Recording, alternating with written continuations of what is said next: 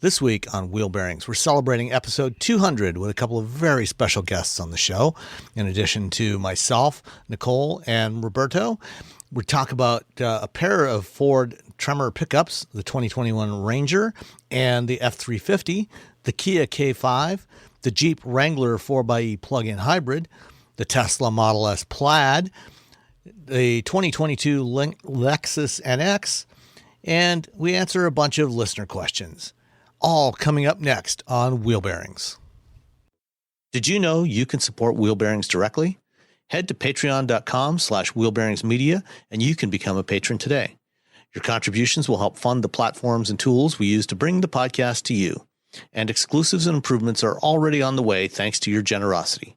So if you want to be part of an automotive podcast like no other, head to patreon.com/wheelbearingsmedia.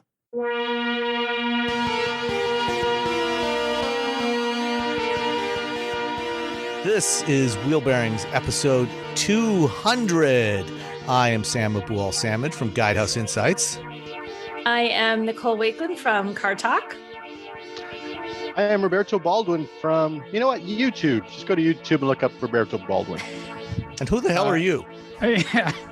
And I'm Dan Roth, and my appearance here in no way is I'm in no way representing Ford Motor Company or speaking for the company. He's just here as a Dan. guy. I'm just a guy, likes cars and you people, and that's why I'm here. So we shouldn't preface everything you said with, according to Ford. I'll edit that in post. We do not comment on future product or speculation. There you go. Now you're a company man. Okay. I was waiting for it. He's getting the hang of this PR thing. Yeah. Which I'm not even in PR. It's yeah. So what do you do, Dan? If you can say. Well, so I am editor for internal communications. So there's an internal site for employees because there's 186,000 of them. And so there's internal channels that we use to communicate with those folks, both hourly and salary and retirees. And they like to hear about what's going on with the company, and we like to inform them. So we have, we take stories and we tweak them in a way that speaks to their cares versus all of the press releases that speak to your cares. And we put it out on the sites and in emails and social apps and all kinds of stuff. So there's a lot of stuff that's going through my hands every day. And I joined a really high performing team, which was intimidating because they kick a lot of ass. And it's, the cliche is like it's drinking drinking from a fire hose, but it truly has been for 2 months. And just in the last couple of weeks, I feel like I've settled in and I've kind of gotten the hang of it. There's a lot of platforms to learn, a lot of different systems, tons of acronyms, lots of people. There's acronyms galore. Trust me, I know. Yeah. It's been really, really cool. It was a big change. I went from a small advertising agency and small, not that small. It was like 400 people spread out nationwide, but just a lot bigger. And, global meetings are fun because they happen at interesting hours, like 7 a.m., where just everybody sort of lines up. It's a little early for some, it's a little late for others, but it's cool so far. So I know, Sam, you did the automaker tour a couple of times, so you're probably a lot more jaded than I am, but you'll get there. I'm still enjoying it. It's it's a challenge and it's all new. So I spent 10 years doing the same basic thing for a couple of different companies, and now it's a big difference, but it's a lot more writing, a lot more. It's like back in the day when we were at Autoblog, we would trade off, and every now and then one of us would run the site, and so it's just like that constantly. It's just so if you have any kind of ADHD, this is a great way to sort of just stay engaged, because there's so much coming at you at all times that it really does just force you to focus by sort of this overstimulation. It's great. It's like Ritalin. without taking any pills. It's So awesome. you're saving money on drugs now. Good to know, Dan. Saving money on drugs is that's not a thing you get frugal with. So I know, one of the running sort of gags that we had over the show over the last couple of years was the discussion of what new vehicle you were gonna buy, Dan, because at one point you were in the market for an old Mercedes station wagon. There was a big full-size truck. There was a bunch of different things that you were looking at. You were driving an old Crown Victoria for a time before you pawned that off on I think your brother-in-law. My brother. Oh, your brother. Okay. Yeah, because he called me one day, and this was apparently just a few minutes after his F-250 dropped its rear drive shaft on the highway. Oops. So that's inconvenient. yeah, I would say, does it have four-wheel? Do you still have four-wheel drive? Yes. Okay, shift into four high, and you get home on the front axle. But I was like, okay, this thing's sitting in my driveway, and you clearly need it more than I do. So it became his lifeboat, and he still got it. So he just finally registered. I was able to get it off my insurance after a year. Oh, wow. Yeah, it's okay. He's my brother. Yeah. So I believe that you have actually purchased a new vehicle now. I have now that you are again gainfully employed. Okay, leased, whatever. I took advantage of a plan. So what did you finally decide on? So at first I wanted an F-150, and I was like, I get a company lease, I'm gonna sweet deal. So I was like, F-150 Lariat, because those are nice. They have leather standard, and they are very nice. They're also $60,000. And honestly, like, A plan brings it down like a bit. But I was like, okay, that's a little too much. How about a nice XLT 302A high, which is pretty much the sweet spot for F-150s. If you're wondering, like, that is the truck to get. It just has all the nice stuff on it. It's equipped well. You'll like it if you go for 302A, and there's different levels of 302A. So 302A low, mid, high. High is the nicest one. This is why there are something along the lines of about 14 million buildable combinations of the F-150. There's definitely millions. But so the 21 F-150, like, I didn't have the opportunity to get one as a media ride. So my first experience with that was as a test drive, and it is really, really good. It's solid. It goes down the road with a really refined ride and handling. And I'm not saying that just because it's the company I work for. I was very impressed with it.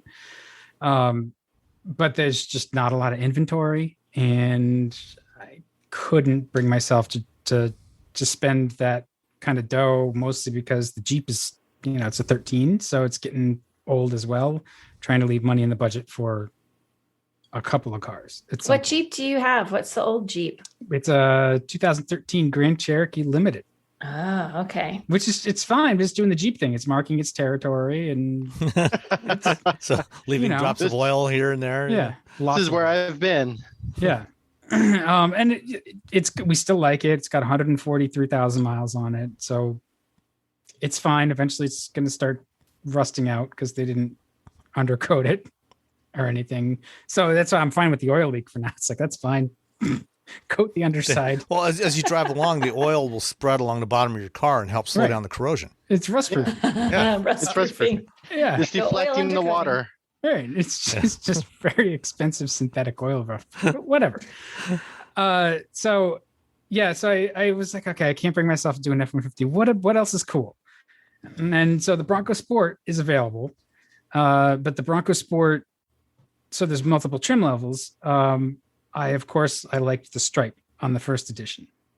First editions are sold out. And if you can find one, a lot of dealers aren't going to necessarily want to sell it to you, car maker dude, with your, non-negotiable price. So they're going to want to make profit on it, more of a profit. So I was like, okay, those are hard to find. And so I went down to Badlands with the Badlands package. Still hard to find, still hard to make a deal. Okay, fine. Because I think both of those trims are like sold out. So anybody who has inventory, like, it's going to go fast. But there's lots of Bronco Sports around. I was just being picky because I wanted something the way I wanted it. So I wound up with a Ranger. a Ranger Lariat with the FX4 package, and it was the white letter tires that did it. I was just like, I must have that. It's got white letter tires. So and it's funny. What could possibly go wrong? And here in Massachusetts, there's no shortage of Ford dealerships, but I wound up at Tasca, which is in Rhode Island. But Tasca is like one of the longest serving Ford dealers out there, and it was a good experience. It was just like as over the phone as possible. I only went in to see the guy when I picked it up, and so yeah, so far it's been fine. It's got about 1,000 miles on it now, like 1,200 miles on it, something like that, or 1,100. I forget, a little over 1,000 miles. So. Not bad for somebody that doesn't commute. It goes to. I had to come back from Rhode Island, and then it goes to school 5 days a week right now, and so the mileage will drop a little bit, and then we'll have to take advantage of the 7,200 pound towing capacity. It's getting 22 miles to the gallon though. No, that's good. I like it for a 4x4. That's actually pretty good. And look, it's built in. So I think it's Wayne Assembly, right? Or it was Wayne Assembly. Michigan Assembly Plant. Right. It's mapped. It's about 15 miles east of where I'm sitting right now. So that is the home of the Bronco, and it's 2/3 of a Bronco the way a Falcon is 2/3 of a Mustang. So it's practically a Bronco. Okay, you can rationalize. All right. Sure, Dan. Sure. It's fine. I like it. Can you take the doors off? I cannot take. Well, I mean, yes. You Yes, I can. can. Yes, Yeah. that's true. There's Like, all as the a way- matter of fact. There's all the way nothing to a kit in stopping the you. garage. Yep. And the shed. Yep. I can. It's not as easy as the Bronco. And I the one time I've done that, you don't want me. Can you hose out the interior? Yes. Is there a drain plug in the floor? Probably. Well, There it's can probably be. not, it's probably a bottom. You're right. It's right. Exactly. Maybe not standard. None of these are things that I'm going to do to a leased vehicle. Oh yeah. So yeah. So it's fun, but in the 3 years once this lease is up, then there'll be other fun stuff that I can try out. So Hopefully there will be chips then. yeah, we're getting there. I think. I honestly have no idea, but it seems like that's improving with like just eventually somebody's going to make some silicon somewhere. Yeah. Well, right now there's still many thousands of F-150s sitting in storage lots all around Southeast Michigan, waiting for some missing chips.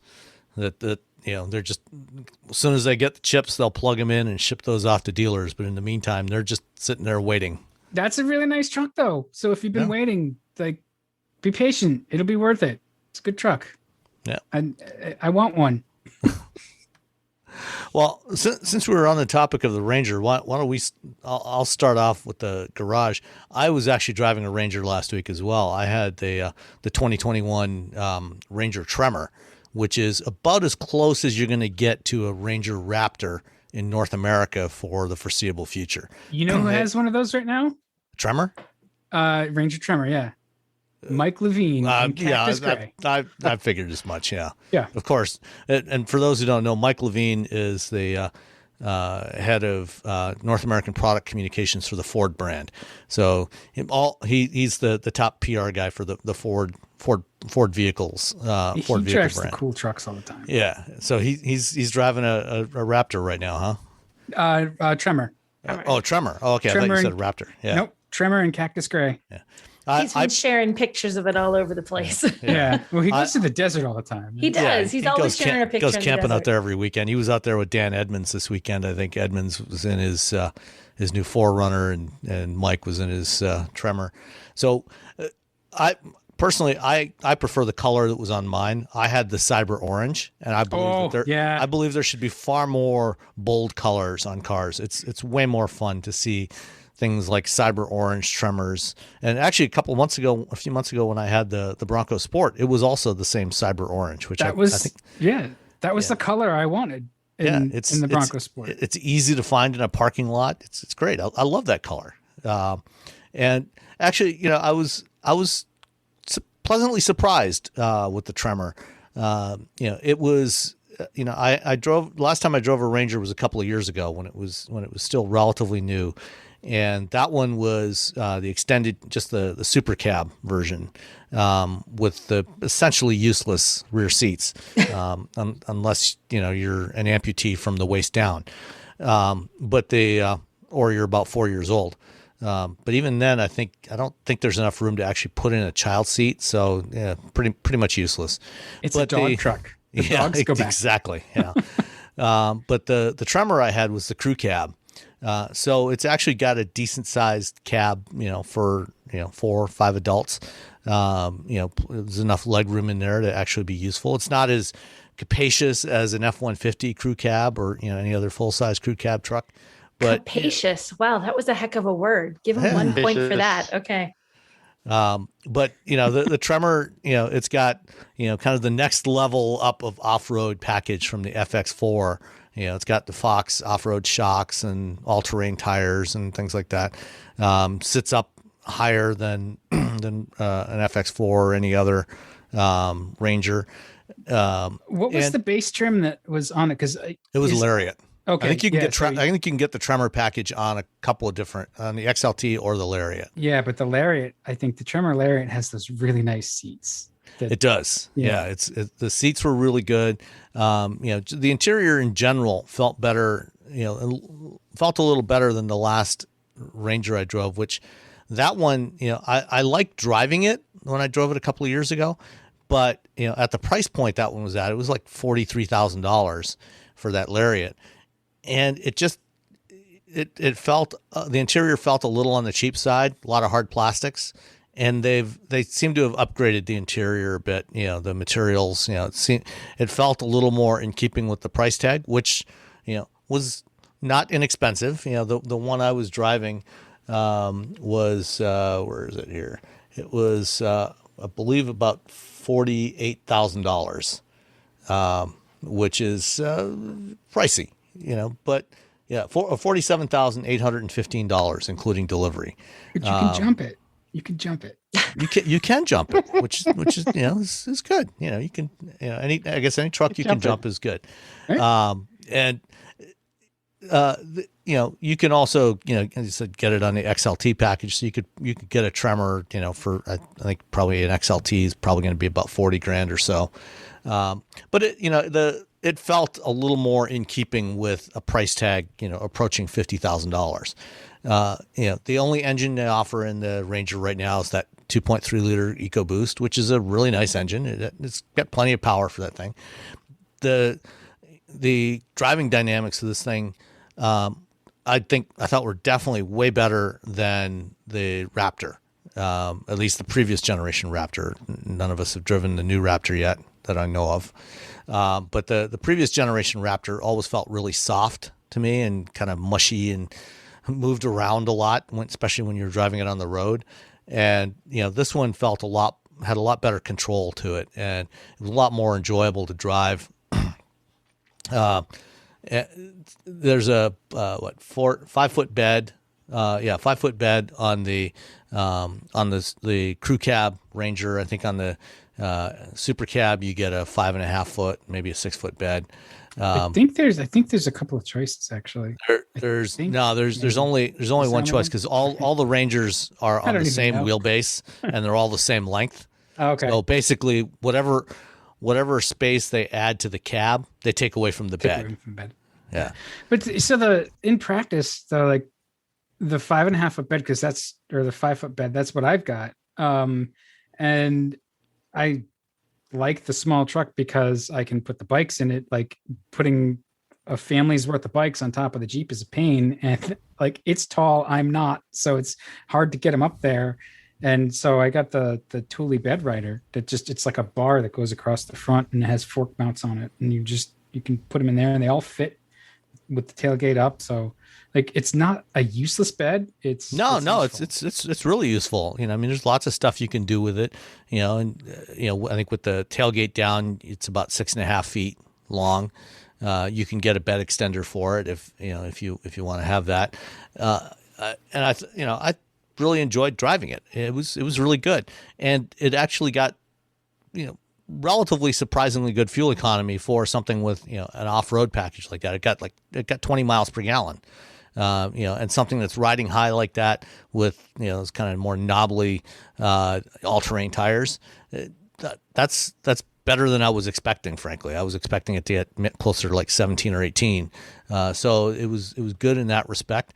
The Sync 3 infotainment system is fine. I've never had any real issues with that. There's no wireless Android Auto or CarPlay, but you do have wired. It's, if you're looking for a mid-sized truck, that's got some real off-road capability, and with the Tremor, you also get the trail control system, which is kind of combination, traction control and almost like adaptive cruise control for off-roading. That you set the speed and basically it'll just control your speed, and all you have to do is steer. Which can be handy, especially if you're in an area that you're less familiar with the trail. You can just set the speed, and whether you're going uphill or downhill, it manages all for you. So you just have to focus on where you're going. That's a really handy feature to have. So, it's a good truck. And I'll be curious to see what Ford does with the next generation Ranger, which I'm guessing is probably going to be out, in about 18 months or so. Probably by the end of next year, we'll see the next generation Ranger. But for now, it's a good option. Oh, because it's an off-road, it does sit up high, and it's got these side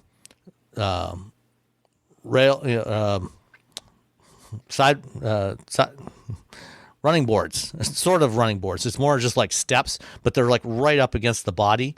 So they're not really very helpful for getting in and out of the thing, because they don't really stick down, because, they want to maintain the ground clearance.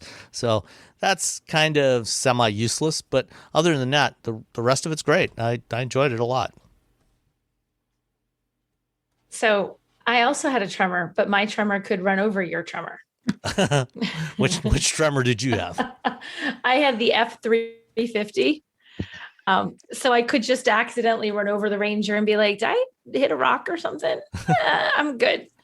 But it's funny when you're talking about the steps, because this one has deployable steps, and they're so tucked in. Like sometimes you can see the steps on a vehicle when they're, folded up. You can't see it. So I literally walked up to it, and like the door sill is somewhere around the middle of my thigh. I'm like, how am I getting into this thing? And then I open it. I'm like, oh, thank God, when the steps popped out. Oh, they don't pop out as you're approaching it, like they do on on a Navigator or something. They did not. They did not pop out until it was either I unlocked or opened the door. I think I may have opened the door when they popped out. One of the things that I remember from the before times, my before times, was the Ford running boards are quick.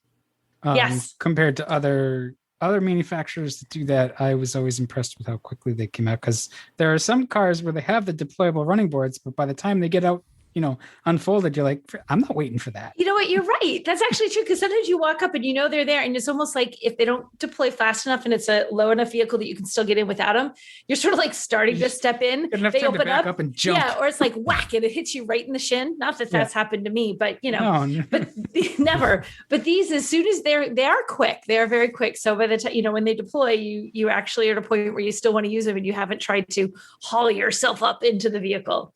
I had an F250 once that had no steps, and by the time the week was over, my bicep was bigger from trying to pull myself up into it every time. But at least it's got that grip on the A-pillar that you can grab. Exactly, the grip. Well, that was all I could reach. That or the steering wheel. You're like yanking on the steering wheel to pull yourself up into this stupid thing. But yeah, so I had the F350, which I almost feel bad when I get something that big, because it's not like I have a trailer to hook up and tow and see how that thing tows, or that I'm like gonna off-road and jump everywhere with it. Somebody is on the screen. I'm gonna stop. Who has joined us? Who's that? Stop. I am gonna stop. Hi, Rebecca. Hi, I'm so sorry. I'm so late. That's okay. You're on West Coast time. You are fashionably early. Wait, I could have been late? Yes. No, you're not allowed to be late. Only if you're Rebecca. Oh, No, it's so nice to see all your faces. I miss you guys. We miss you too. How you doing, Rebecca? Hi, Roberto. hello. How's it going? Great, thanks. I just saw you were featured by Bianchi Group. There's something Oh, yeah. Yes, that's awesome. I'm Yeah, PR no, famous. It's going well. PR What is it? famous. What is it? I said I'm PR famous. No, yes, you are. Exactly. Like, I think all of us have been featured on that, which is very Yeah. nice of them. Yeah, So- so things are going well. So how's life in La La Land? It's, it is different. A little different from Greenwich. A little different. No, you know what? It's a lot of fun. And I have to say, so first of all, we need to make this clear that I am appearing as. I did that too. We already went through this with Dan, so Can we go through all this already? yeah. Oh, We Go did ahead- the Dan disclaimer. go ahead Now and we have to do the provide the Rebecca disclaimer. disclaimer. Yeah. Yes. So I'm appearing as my former self and not as my current self. And so, but no, things that it's fascinating working for a manufacturer because I never have, right? So this is like all behind the scenes stuff. And I have to tell you, probably the funniest moment that I've had so far is I'm sitting in a meeting and we're going over some things that are under embargo. And I'm sitting there, I'm like, why are they telling me this? You're not used to being there, right? Don't they know who I am? Right? I don't think they should be telling me this stuff yet. And it's weird because like I've sat in meetings too, and like I've listened to, like we're talking about just status updates, and you hear the status updates like from the engineering guys, and you're like trying to understand, like, oh, I know what they're talking about. That's interesting. I just learned a detail about that thing that, like, just because of what I know and what I used to do, like, I'm just used to listening in between the lines, where you just infer those things. And like, you don't have to do that anymore. Like, you could just go ask. I always feel like somebody's going to tap me on the shoulder and say, what the hell are you doing here? Like, get out of here. Still? Really? Still? Keep in mind too, so I went full-time April 1st. So or April 5th, actually. And so the other day I was in the design studio with Henrik and saw stuff. So hold on a sec. Just for anybody that's new to the show and hasn't been paying attention, Rebecca is since she left Wheel Bearings is now the director of communications for Fisker Incorporated, Yes. and her boss is Henrik Fisker, the famed designer. And actually, I saw one of his greatest creations over the weekend at Cars and Coffee, the BMW Z8. It's still a fabulous looking car. But all right, go ahead and continue your story. It's gorgeous. Yeah. So so we were in the design studio for some background work, and again, it's sort of it's really a privilege. I mean, especially working with him. We were looking at this clay model, and I just went over, I'm like, what are you looking at? It's just, what is he seeing through his eyes, and to see a vehicle come to kind of come to life. They're still in the they haven't finished. The exterior design is not frozen. I'm talking about a vehicle that isn't even public yet, but it was just it's fascinating to have that perspective of what he's doing. It's really cool. It's obviously I was delayed this evening working, wordsmithing something. So that's not so fun, but there's, and I have to say too, like the people are amazing. They come from all different backgrounds. I mean, one of the things that, again, is like super interesting about living in LA is we have a number of people that have been on production teams, that have worked on TV shows. And so, when we're talking about doing a photo shoot, like what is sometimes a monumental task is just Tuesday out here. Like it's just another photo shoot. Like it's really no big deal. And so that's kind of really interesting, and then there's other times when people ask me, pretty standard questions like, what is a platform? And, and that's fair enough. Like, so it's a good exchange of information, and it's a great exchange of perspectives. So so it's good. That's great. So again, what did you see? I just need to take some notes real quick. Hold on. Well, let's just say don't miss the LA Auto Show. Oh, right. hints. Hints. Oh. Yay, I'm writing that down. No, we're really excited. The Fisker Ocean is going to be, it's really cool because it looks great. There's obviously we photograph it on a pretty regular basis. I haven't seen the interior at all. There's nothing, so I got nothing on for you there. But yes, our big reveal is going to be at the LA Auto Show. Is that going to be the production version of the Ocean or something else entirely? No, it'd be the production version of the Okay. Ocean. Yes. All right. Yeah. So that's still on schedule. But as far as LA, I mean, it's Lucy has just awakened from her late afternoon nap, and she goes out on the terrace and overlooks part that we see the Pacific Ocean all the way to the Hollywood sign. So it's a pretty great view, and it's pretty darn sunny and low humidity, and so far so good. No forest fires only one. Knock on wood. Well, hopefully So, you don't have to deal with too much of that while you're living out there. Hopefully not. But I want to hear Dan. How are you? Yeah, it's very much the same thing. Working for an automaker is super interesting. I highly recommend it if you're into cars. Like, figure out a way to get into the manufacturer. Because Been there, done that. Yeah, Sam's the jaded one here, but from a journalist into the industry perspective, it really it turns your head around, because you realize that no matter how many years you spent as a journalist sort of studying the industry, when you get into it, you're like, I was so wrong about so many things. And I was so full of crap.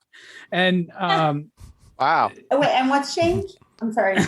Oh, nice. Well, now he has just become self-aware. right. Yes.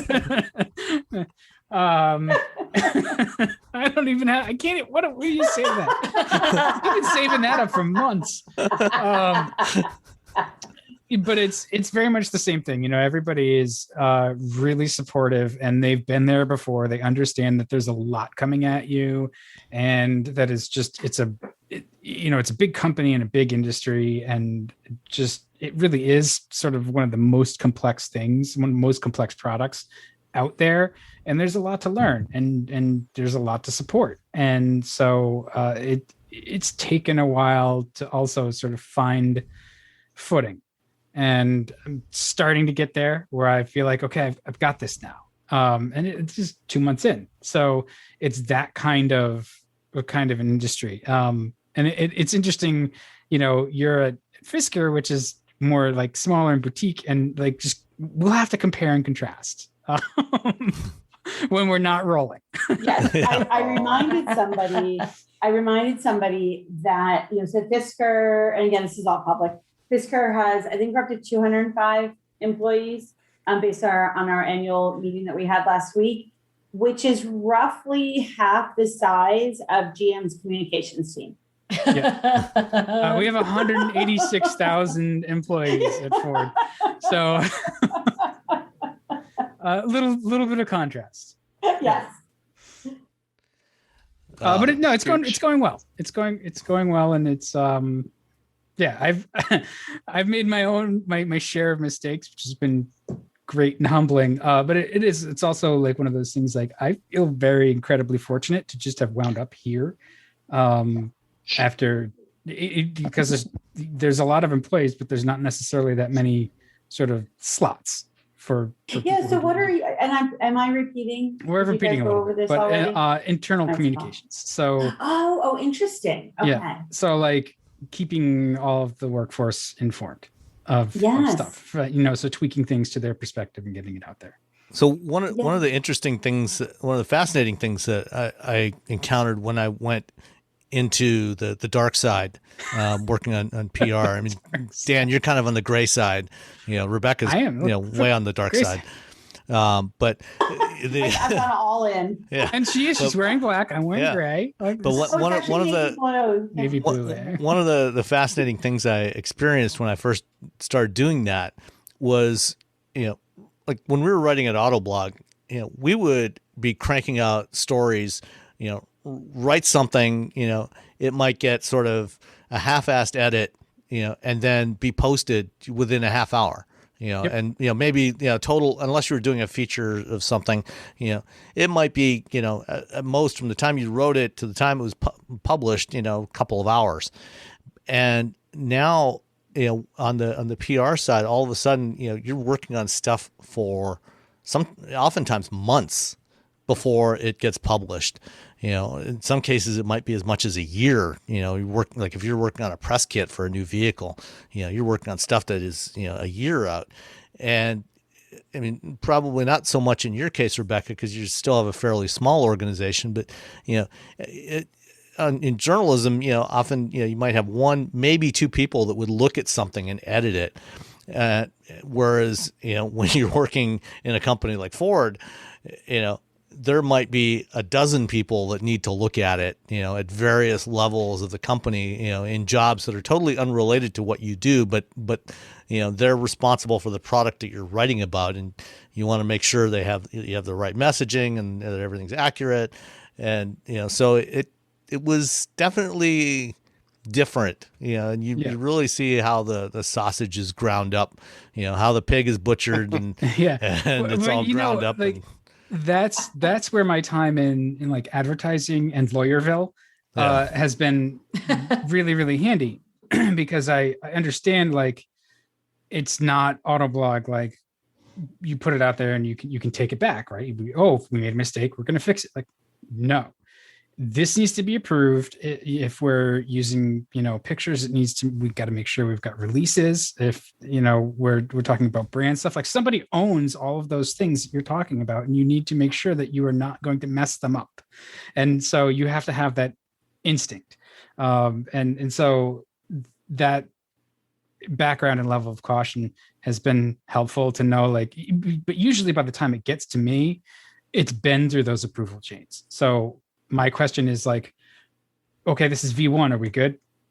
Do we need to make changes? Or if I make changes, like, right, like, or if I version 32 suggest changes, like it depends, right? Final. Like I can suggest changes, but depending on where we are in the process, like sometimes I'm just like, this just needs to go out and it's good. There are other times where I'll suggest changes and understanding that like it does need to go for a revision. So that's like, but that's businessy business. I mean, that's how that goes. I will say that the most important skill I have found has been WebEx and Office.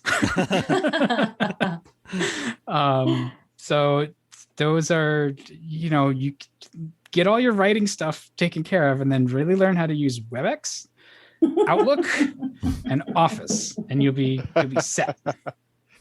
It is crazy though. It's so funny when listening to you talk about those kinds of levels, because the document that I was just working on, we sent it to 5 people and not in the immediate PR team. And we were all like, oh my gosh, does it really have to go to all these people? But the flip side is like they're usually really good at what they do. Like I love now that like I send it to if it needs to go for a legal, it's like cool, and they're on it. And if it's not right, they'll make it right. And it's not like at the agency where we did like stuff at the agency ground on for like there were scripts I wrote like a year and a half ago, and it was just like, why can we please like get this done? You don't need to tinker with it. I wrote you beautiful words. Let's just go to production. And it was like people who were unqualified messing around with my poetry. That's not what we have here. These people are they're good at what they do, and I'm not good at that part of it. So that's a refreshing change, being surrounded by competence. Yeah, no, it's true. I mean, there's people that will pick up on things and you're like, wow, that is just such a good get. Like, and it's just like, oh my gosh, I didn't see it like that. And that's the other thing too. So our big transition was actually going to the office. So we've been in the Manhattan Beach offices now And Lucy has joined. I don't know if you guys can hear her, Excellent. but she's making an Fantastic. appearance. But yeah, we are now in the offices. We've been for about 4 weeks. And that's been actually a really interesting thing. A lot of people have horrid commutes because the roads are definitely starting to pick up here. But there's opportunities also to just walk across the hall and run something by somebody. Share a screen and say, if we're working on a press release, what does this word look like and such. And then out of the blue, Simon, my boss, Simon Spruill, may say things like, Henrik is visiting the Pope. Right. Yeah, we didn't do that. Yeah. And you just kind of stop and say, I'm sorry, what was that? Right. And suddenly you're, researching all things papal transport, and not being Catholic, it was not easy. That was hilarious. And also not being able to say the POPEMOBIEILE word in a press release. Oh, is that like is that like Super Bowl? Is that one of those things you can't say? No, you know what? It turns out that it's not a favored term amongst the Vatican occupants. Do they call it the what is the official taxonomy for the papal transport? Papal transport. Oh, is that it? They don't, right. And then papal vehicle. They don't call it the Ark? Papal vehicle can be used as well. But ours, because we are building a vehicle specifically for use as to transport Pope Francis. You're working hard on that. I know. And so we elected to just maintain the term papal transport versus a papal vehicle, which could be a car that just is out and about in the Vatican. This is really the Fisker Ocean papal vehicle is designed for Pope Francis. So he cruises around in the papal transport. So it's a PT Cruiser. Yeah, exactly. Yes. The return of the PT Cruiser. There's our title. Finally. It has been ordained. I think one of our favorite ones that we saw on Twitter was so this is a Holy See EV, like the Holy See SEE, and then it was really we all enjoyed it. We couldn't retweet it, but we all enjoyed it. That's cute. That's outstanding. Yeah, so it's every day is different, that's for sure. Yeah. Well, I'm glad it sounds like you're both having fun with your jobs, enjoying what you're doing when now. are you guys going to get automaker jobs? Where are you going to go? I told you, been there, done that. I have done my penance. And it's Done your penance. listen. You make it sound so appealing, Sam. Right, exactly. So I want to know, so this is one of the big differences also is just events. And I'm not going to the auto show because we're not going to the auto show. So who's going to Chicago? Who's going to Chicago? That's the next one. Almost right? nobody. No way. Sounds like a normal year. Even more so. I mean, they had a briefing call last week on the Chicago Auto Show, and basically this year it's a much scaled down event. They're not using the two main halls that they have used in the past. They're using actually I think it's the West Hall, which is at the other end across the road. So when you go up the escalator, they're not. Yeah, it's it's not in the North and South Hall. I think it is. The West Hall is actually on the other side, way over on the other side. Wow! And it's 500,000 square feet, so it's a much smaller event than in the past. But they're doing a bunch of stuff outdoors, some ride and drive stuff. I think there's only 2, maybe 3 automakers that are even going to be making announcements there. They're not hosting any media like they usually do. Wow. There's going to be a limit on the number of media credentials they're doing. So I'm not even registering. I'm not going to bother going. I don't know about you, Nicole, or Robbie, if you're planning to go, but I was debating it. I honestly, and in fact, one of my things to do is to ask someone from out in the Midwest who knew more about what was going on. So not much. There you go. Much. Even less than usual. Wow. But I guess, New York is going to have a full scale show in August. And then of course, LA is going to be the next one. There's not going to be a Detroit show this year. So LA, I think, is going to be the big one. I think that's when everything is going to kind of get rolling again as far as auto shows go, or at least to the degree that it will get rolling at all for auto shows. Yeah. I feel like LA is sort of the next first big auto show. I know Mazda is going to be making an announcement there. Sounds like Fisker is, and based on something I heard today, at least one other automaker I think will probably be showing something big at LA. So we'll see. But that's well, I think part of it too is, with Chicago and New York, is they're not at the regular times. Yeah. And so right. They're really not. Right. And so I think that's difficult as well. And they're also very close together. Mm-hmm. So if you have to choose between Chicago and New York, just the volume of people potentially. Because I have, as I said, we haven't really followed. And then Pebble Beach is the other one that is trying to, reestablish itself.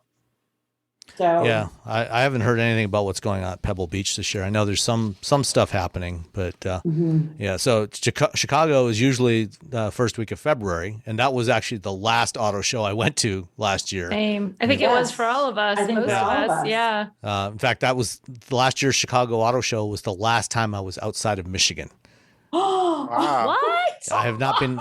This Sunday will be the first time I leave Michigan since I got back from the Chicago Auto Show last year. Wow. And then so the scaled down Chicago show is going to be in mid-July, and then the New York Auto Show, which is normally at Easter time in this March, April in New York, is going to be in late August, and then LA is back to its normal time around Thanksgiving in November. So ruining your Thanksgiving weekend since. Well, I mean, usually the press previews are right before Thanksgiving, and then the show opens to the public, on Thanksgiving or Black Friday or something like that. Or is it? No, it's before actually, because when my brother would do the merchandising store there, I think it's closed Thanksgiving Day. But I feel like, because weren't the press days the week before? It's moved around a couple times. It's been before and after. So this year it's November 19th to the 28th. So it looks like it's going to be running through starting the week before Thanksgiving, going and ending Thanksgiving weekend. And then the press previews obviously are before that. So I think that's probably the one to watch out for. I think that's where we're going to start seeing some things happening again. But there's been no shortage of news in the last few weeks. So last week, we were talking. Nicole was in Texas last week for Toyota Palooza. And Toyota Palooza. They had lots of news. But before we get to that, why don't we finish up with the garage? Finish up what Nicole, you talked about the F-350 Tremor. Yeah, what else did you drive? I also drove. I was in Seattle. I have left my home state many times in the last year. Hang on. The Tremor, did the F-350, was it the gas F-350 or was it diesel? Diesel. It was the diesel. Okay. Which was funny because my daughter heard it when they dropped it off. She's like, I was trying to figure out who was delivering stuff to the house. And I realized it was just a car.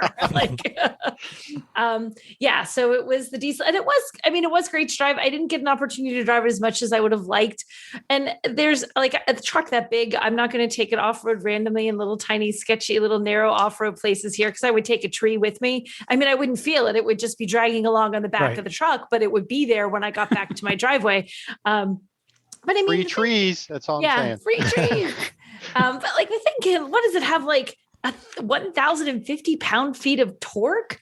Yep. That's stupid, crazy. Look, anywhere under about 90 miles an hour, you just decide where you want that needle and it'll just put it there. It was just crazy. That's insane. It is insane. It is like the vehicle you want when the zombie apocalypse happens. It is the vehicle you want.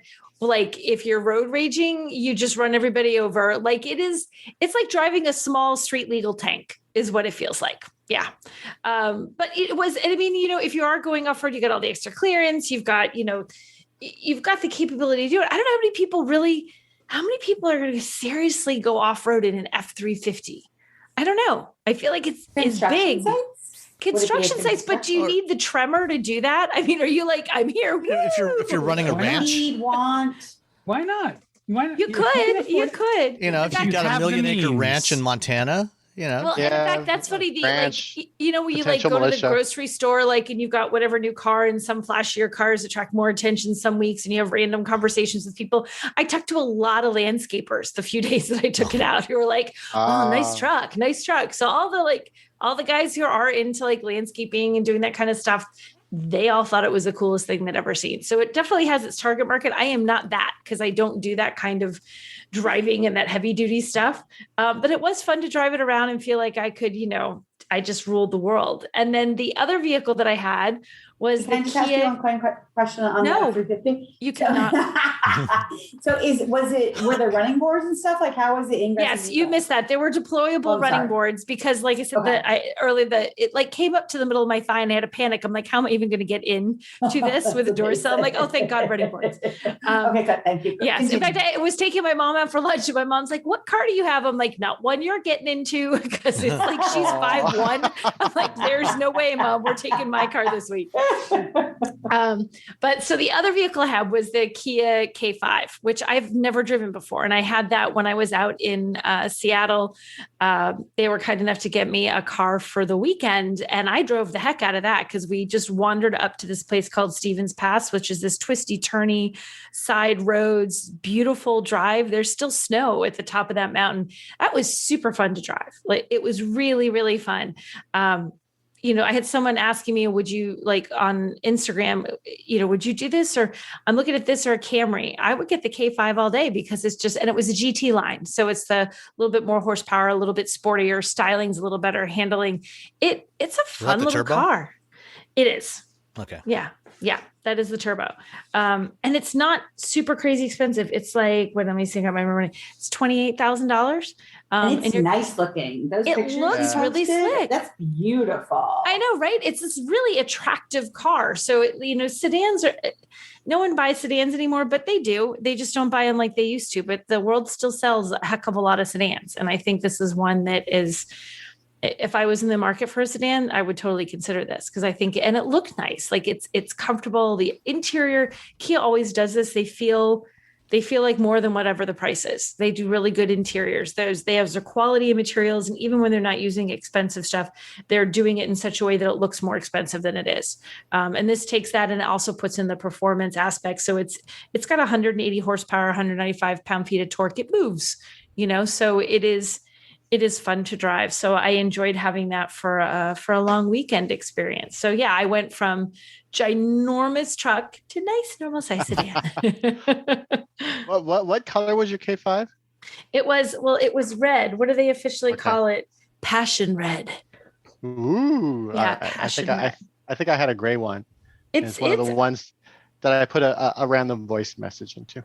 Oh, did you? Oh, I didn't have that That's one. right. I heard you talking about that last time. Did you have the Hyundai Kia has hey, leave a voice, record your voice. I'm like, oh, this is a nice way to leave notes. Oh, so I could have, if I'd had the right one, I could have heard the dulcet tones of Roberto talking to me when I got in the car. Oh, how's it going? Did you and your husband take advantage of the sounds of nature?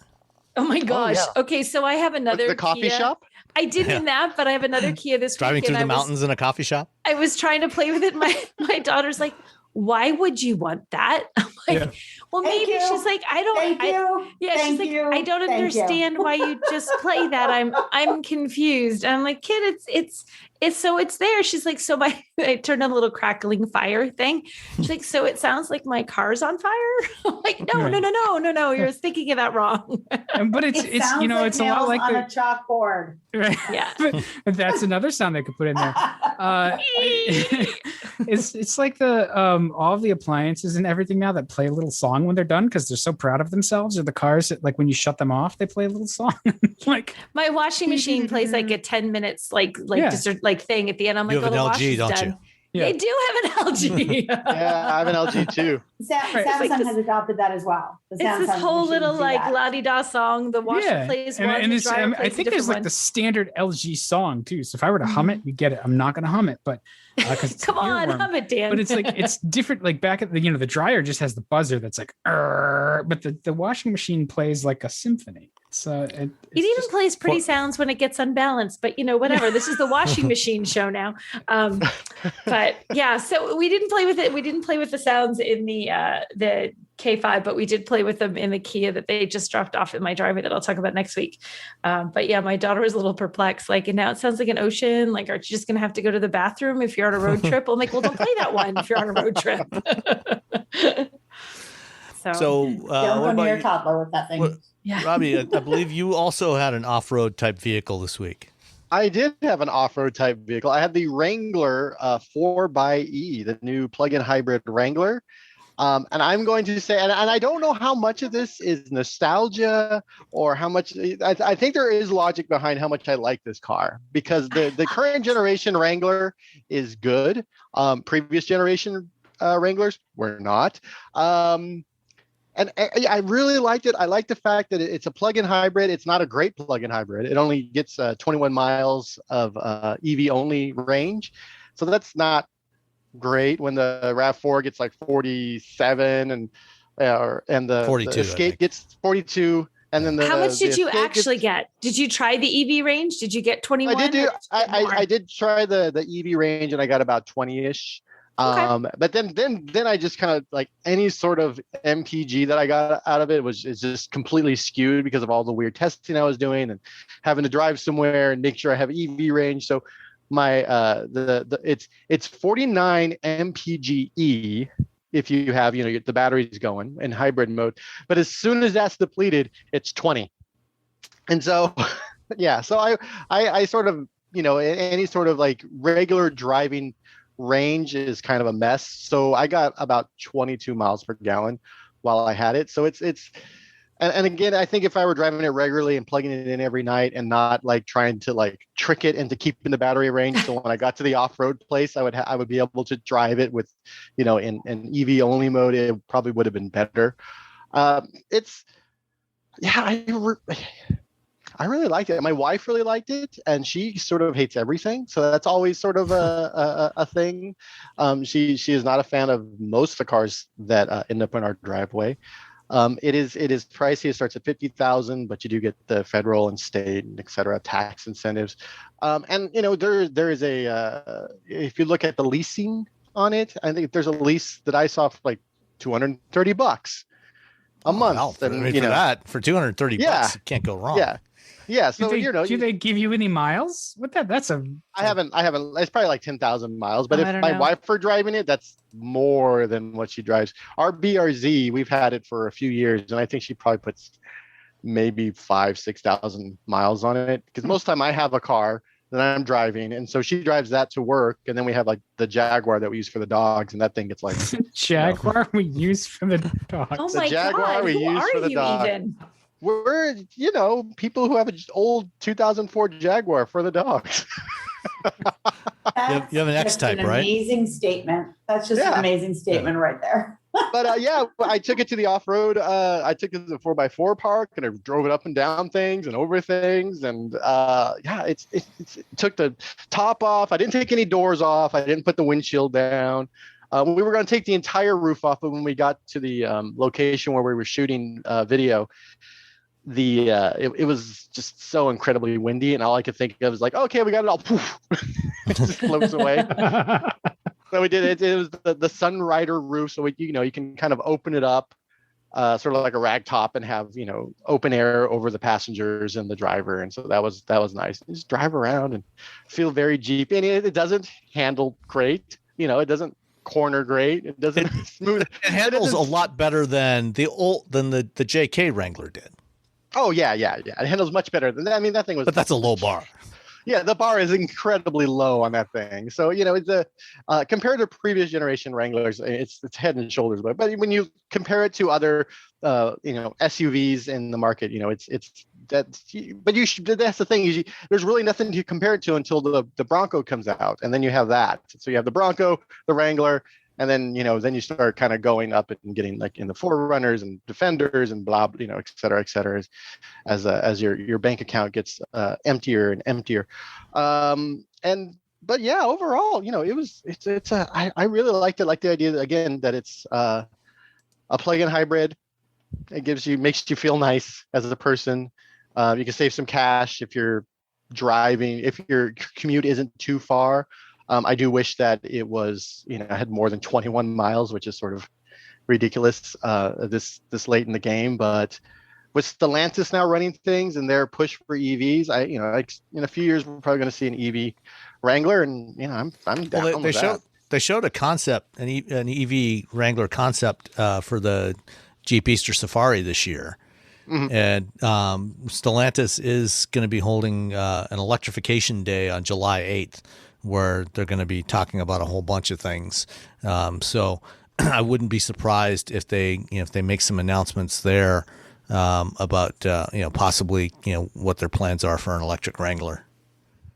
Yeah, I think it's a nice sort of halo vehicle. I know it's not the Grand Cherokee, it's not whatever, but it's the Jeep brand is the Wrangler as far as I'm concerned for many people, because that's what you think about when you think about Jeep. When you say Jeep, you think of the Wrangler. Yeah. Well, so I think the thing that Jeep has talked about with the Wrangler 4xe is this idea of you can drive it to a trailhead when you're going off-roading, and then put it in electric mode at that point, and do your off-roading in electric mode.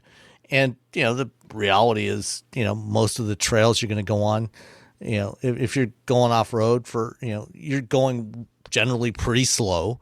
And I think like the Rubicon Trail, which is one of the gnarliest trails out there, I think it's only like 16 miles long anyway. So 20, 21 miles of range, you could probably do the whole thing in electric mode. Never have the engine come on. And Jeep is also putting in they're partnering with Electrify America to install chargers at the trailheads of a bunch of these really popular trails in Moab and Rubicon and a bunch of other ones, so that you get there, you can top off your battery, and then and you get free charging. You can charge your Jeep for free at those. Yeah.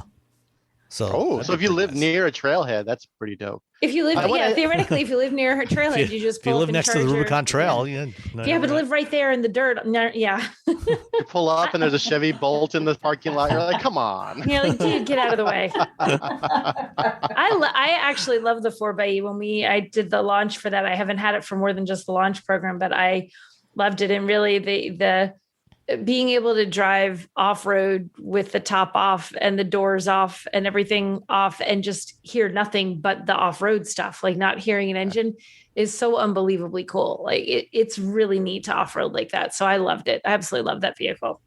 Yeah, I've ridden a couple of dirt bikes and sort of enduro, sort of DS motorcycles off road, out, and it's great because you kind of you experience more of what's going on as opposed to or in in the case of a car, and so driving it and you just hearing like the rocks. Like hitting each other, or the wheels going over the dirt, or sort of maybe sliding a little bit. It's pretty like you can hear like the grass crunching under the wheels, and you can hear stuff around you that you can't, like you hear crickets, you hear the water in a little creek that you don't know is just out of sight. Like you hear stuff you wouldn't hear. It's so you hear sounds of nature. You hear the sounds of nature that are real. Where's Kia? See, Kia just has it in there. Just turn it on. You can hear real nature instead of synthetic nature through the speakers.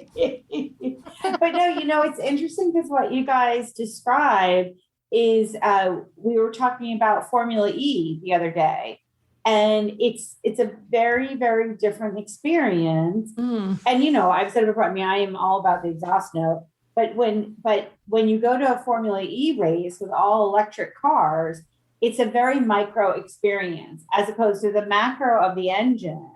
When you're at a Formula E and you don't have that sound, you can hear the gear shifters, you can hear the brake squeal, you can hear all of that, all the minutia of what the car is doing versus a broader sense of just all you're hearing is the engine.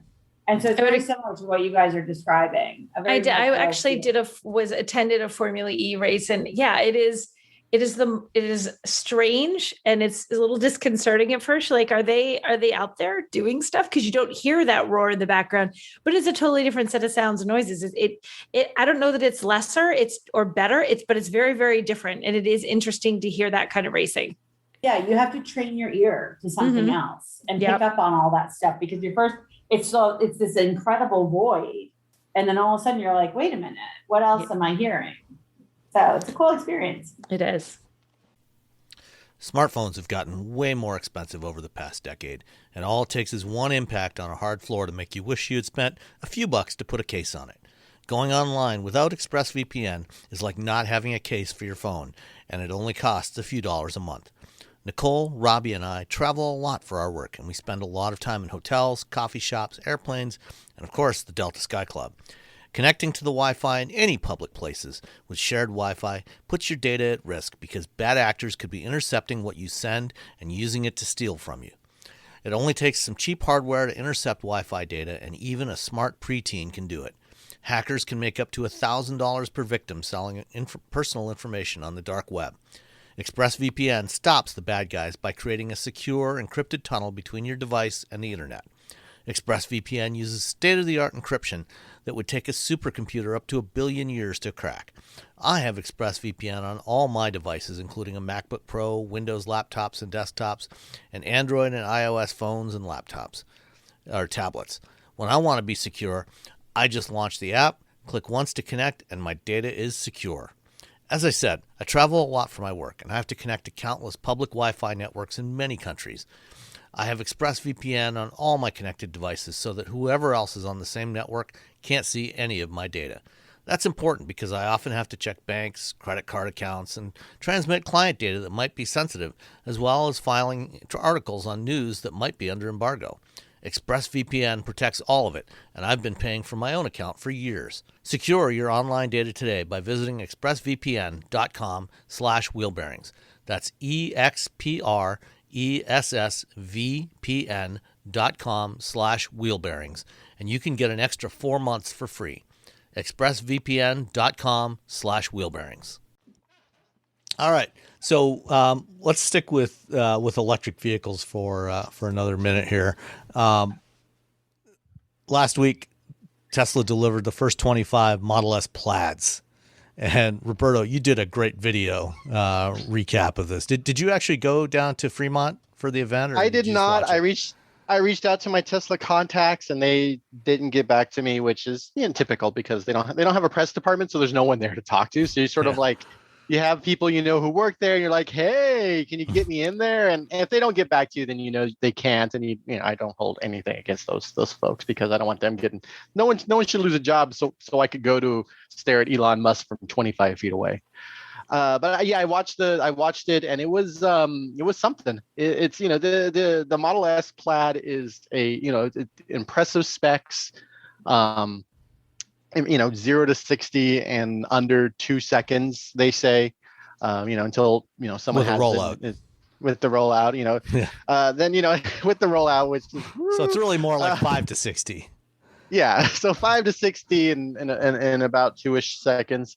But it is also, it also sort of, I feel like they keep doubling down on some of these decisions, like the yoke steering, which is if you watch the video of people getting rides on Twitter, you can see when the person's trying to do hand over hand, it's very awkward and weird because you don't have the top of the steering wheel. And and people are like, well, there's a yoke in F1. I'm like, yeah, but the steering ratio in F1 is like you barely move it and you're doing a 360. The steering ratio in a passenger car is vastly different from that. You just need one of those old school F1 drivers. Yeah, you need one of those old school spinners, the knob. Yeah, like you put it on and like for a bus. Yeah.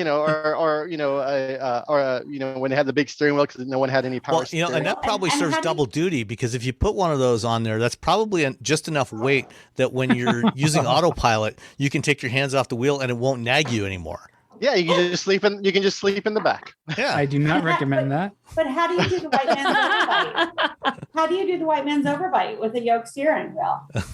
The what? Oh, The white man's overbite. I never From when heard Harry that. met Sally. You don't. You. I guess I'm. I drive like that. Damn it.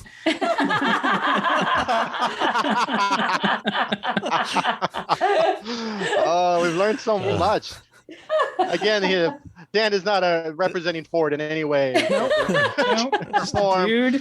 Right now, he does not recommend driving with one hand on top of the wheel as if he was cruising. Right. Listen to the, what is it? Escape, the Pina Colada song. The Pina Colada song. Oh dear. Sing along real loud. But then Elon said this thing about any input is an error, and it was like, oh man. That was definitely the line of the show.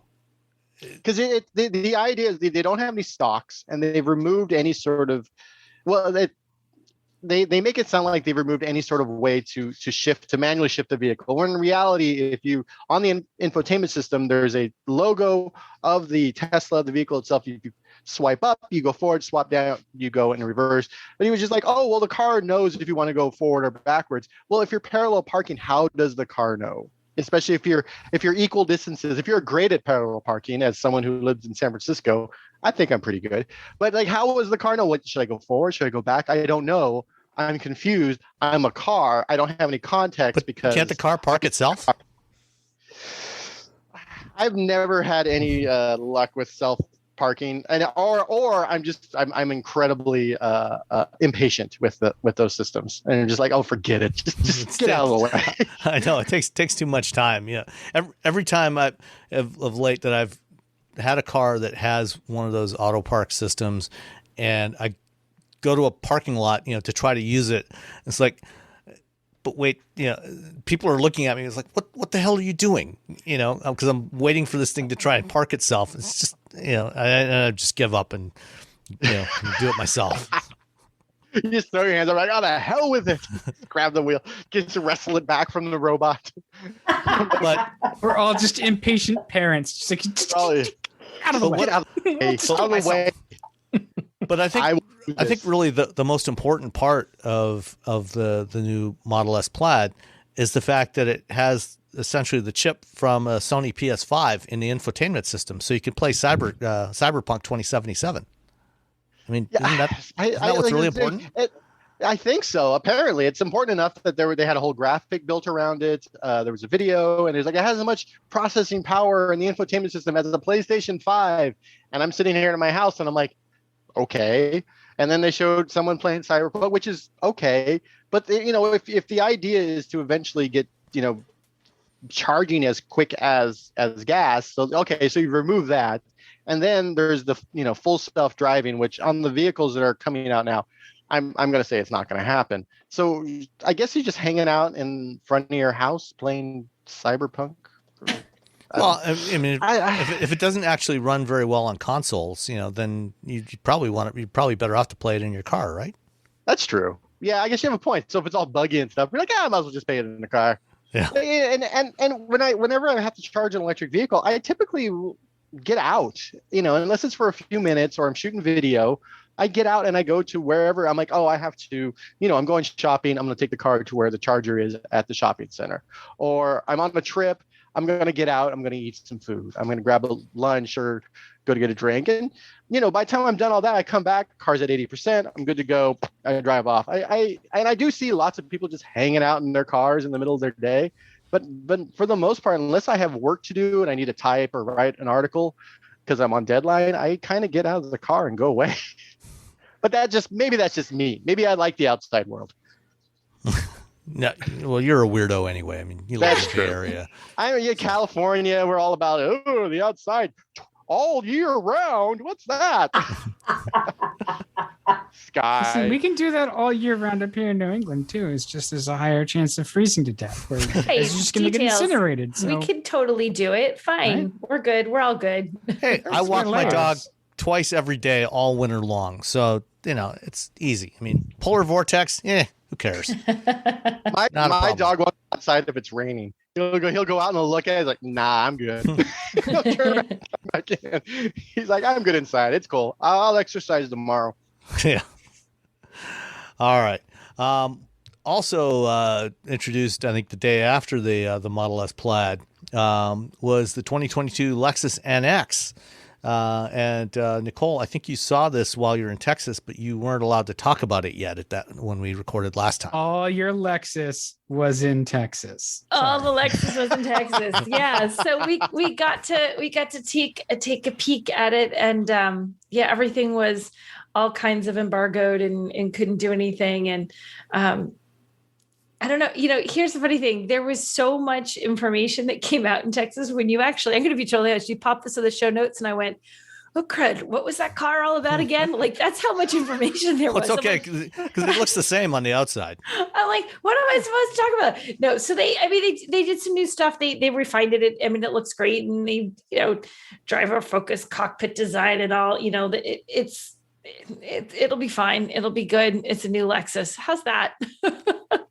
But you missed the most important part. What's the most important part? There's no touchpad. Cyberpunk? Yeah, the touchpad. They ditched the touchpad. Which was funny because they're like, the way they announced that, I do remember that, the way they're like, so, and we know you guys are going to be really sad about this, but we got rid of the touchpad. It was like, everyone's all excited. Yeah, I hate touchpad interfaces. I don't care who does them. I don't care which OEM it is. I hate them. I just want to touch the screen. That's it. Listen to that Fisker person friends. And Ford person. I hate that. No. This is why It's not my department says Werner von Braun. It makes me stabby. I'm like, why do we need to do this? Why? Like, yeah. Because what you want to do is you want to try and use a tiny little touchpad as you're going over bumps in a road. And now you're like, what's happening? So, yeah. So I think that was a good call. I don't think there's going to be a single human that's going to complain about the fact that touchpad is gone. Yeah. Kristen Shaw did a good article on The Drive today about, I guess it was a couple of the American guys that were actually responsible for getting rid of the touchpad. They convinced Lexus that they needed to ditch the touchpad because they had not done when they originally designed that interface.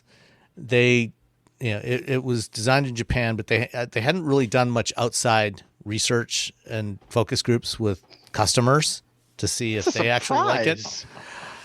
That's so weird that they didn't realize that humans didn't like this. Yeah.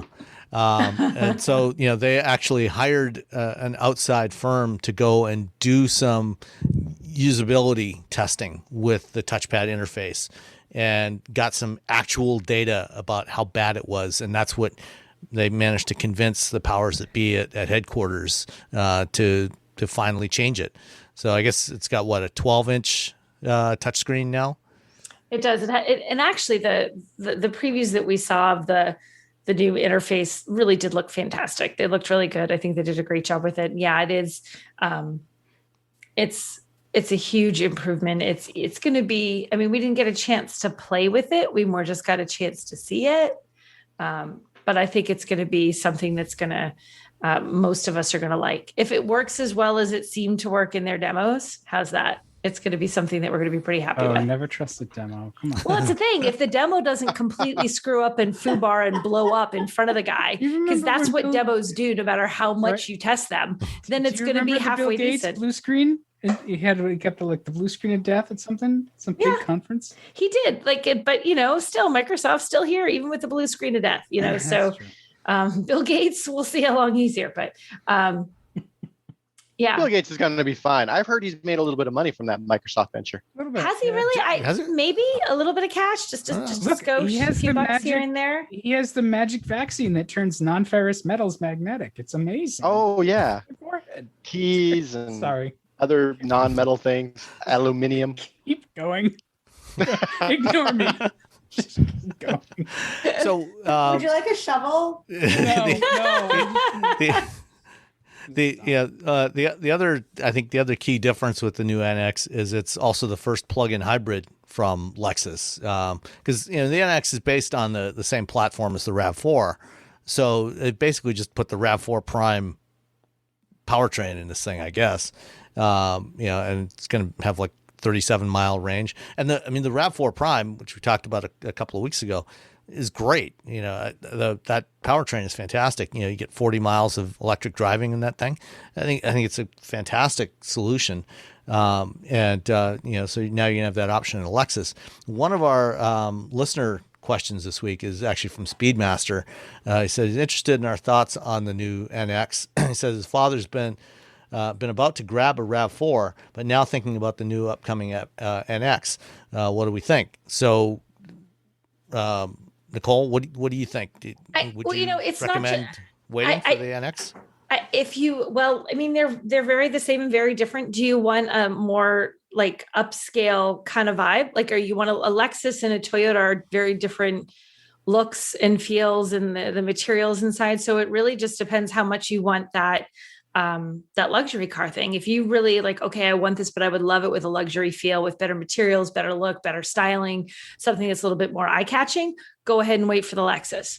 But if that's not important, like if you're okay, because the RAV4, it looks great. I'm not knocking it, but it's a different consumer. It's a different customer. If he doesn't need all that, then I get the RAV4. Well, and the price point I would think would be very different as well. What's up? I mean, isn't there a pretty good amount of difference in the price point? Yeah, exactly. Probably, Well, they haven't said what the price is going to be. They say it's going to be announced closer to but there's going to be, there's no way that they're going to price that. The Lexus NX is not going to be the same price as the RAV4 or something is broken. Yeah, exactly. And of course, be on their touchscreen has gone horribly. Right. Something is, that's what's gone wrong. And while the RAV4 does have a touchscreen, it doesn't have a touchpad.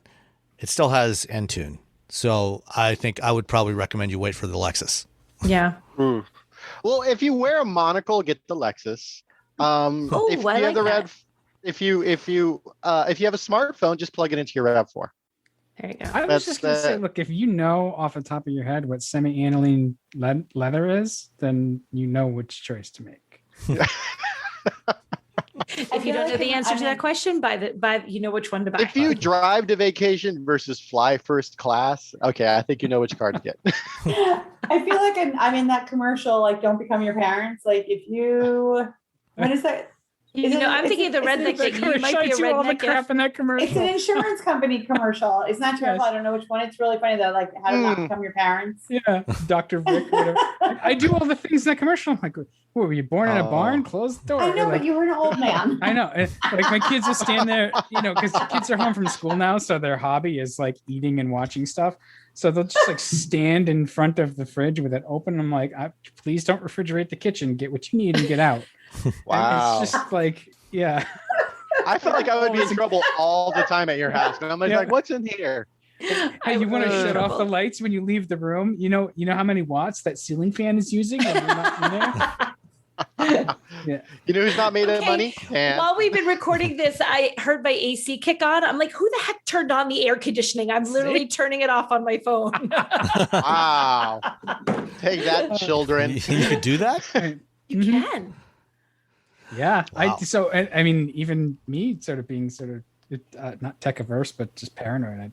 I for the amount of control I could do with that, I would get a smart home just so I could shut everything off on everyone. I'm forever like turning off the heat when I'm like in Texas or something. It's like, you guys are warm enough. Let's turn that back down. Put a sweater on. It's over 50 degrees. What are you complaining about? Fine. Look, the house tells me that it's a nice balmy 63 inside. The pipes are not freezing. What the hell are you complaining about? Exactly. Turn that back down. Wear a sweater. Yeah. You have a sweater. I'm assuming that the people that bought. Oh, I'm sorry. I'm assuming the people that bought my house, the tree house, I don't listen to the show. But I found out after I sold it that for reasons that nobody could explain, I could still control the thermostat. So you did that just to mess with them? It was super creepy because when I went and I found out when I went to delete the app and I'm looking, I'm like, wait, that's today. And that's the current temperature. Like, how is this possible?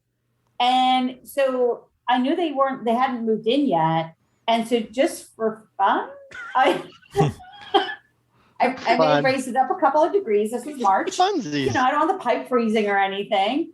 And then I come back the next day. I'm like, oh my gosh, it's still at that temperature. So I lowered it back down. Boy, they And I went through all deleted the app 300 gallons of oil because- pretty quick. Well, that really, it was propane, but the temptation to mess with that was high. I'm not going to lie. It was high. So I had to delete the app. Yeah. So you wouldn't succumb to that temptation one day. I had to What- what delete. I had to delete the app. What did you have? The Nest thermostat? I had the Honeywell. Oh, I had okay. a Honeywell TC control, and really we can't because when the internet would go down, like the couple times that I lost power at that house, the internet would go down, and then I would get a message saying, you know, that I could no longer connect to the device, to Honeywell, and then and as I said, like things were returned, like I wasn't anywhere near the internet was gone from the house, everything was gone, and I could still control the thermostat, which is beyond creepy for me. This is how cyber hacking happens. This is how Yes. This you know. this is why I have thermostats that I have to actually get up off my butt and press a button to change the temperature or Thermostats in my house are the little round Honeywells, and they still have the mercury switch in them. As a former reporter for the Connected Home and a former InfoSec reporter, I don't have anything that's smart in my house. Right. If you ever, I have all the smart things. So if you'd like to hack my house, have at it, because I have all the smart things. And no, I don't you need care. to go to the what's the Twitter account? Internet of Shit. Just like it's Internet of shit. That's Great. That's basically like any connected device will be there, and you'll see the downside. Doesn't need an app. Probably not. Why does light bulbs need an app? Light bulbs do not need an app. Oh my gosh, All that's right. amazing. so Good time. So we had questions, right? There were yeah, we questions. have a bunch of questions. We had questions, right? We answered. Well, okay, so we answered one. So next one is from my middle name is Nuisance. I'm going from the bottom of the list up. Oh, okay. Okay. My middle Are name these is questions Nuisance. that I can answer, or Well, we'll like- see. This one I think there's a good chance you might be able to answer it. Okay. It's been a long time since I've sold a car privately. Where is the best place to list them? I have an '08 Miata with 43,000 miles. Well, and I'm the original owner. Very clean. Is it a bring a trailer car, Craigslist, eBay, or just Facebook Marketplace? Well, Bring a trailer. Bring a trailer. You'll probably get the hang most on. money from Bring a Trailer. Hang on. Yeah. Why would you want to sell an '08 Miata with only 43,000 right. miles? That's the other question. Like, what's Like, wrong? how do you only have 43,000 miles on an '08 Miata? That's what I want to know. Yes. It was a weekend car. You're like, Right. hey, I'm going out on the weekend. You just kind of drive around there the are valid neighborhood. reasons for not, for wanting to sell. So that's fine. We'll leave the poor guy alone. I know. He's Money like, last yourself. question I ever send to Wheelberries. All right. Like, what a bunch of. But like, what does Bring a Trailer charge you to list on their site? And beware, that's Hearst now. So there's other alternatives. Oh, did Hearst buy them? Yeah. Yeah, Hearst bottom wall is still there. There's like Cars and Bids and what's the other one? Like Barn Finds or something. But like all of the sites, they charge a commission. Facebook Marketplace you should absolutely not do because it's Facebook and they can burn in hell. Tell us what you really think, Dan. Don't hold He's back. right. like that. He's absolutely opinion. right about that.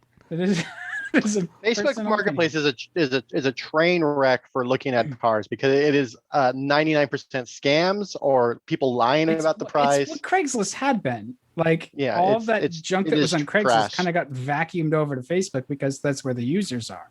Like Craigslist is still like kind of a cesspool, but I all just found over it on really Facebook. hard on all of us. But you should probably just call or go to CarMax or Carvana. You don't have to. No, buy you're anything, gonna get more for Bring a Trailer than you are on CarMax. You or think I would Carvana. think even with Oh, whatever yeah. commission or An fees they charge you, I would think. Yeah, an 08 with only 43,000 miles, they're gonna send something. They're gonna take your pictures. They're gonna have someone write you up a really nice posting for it.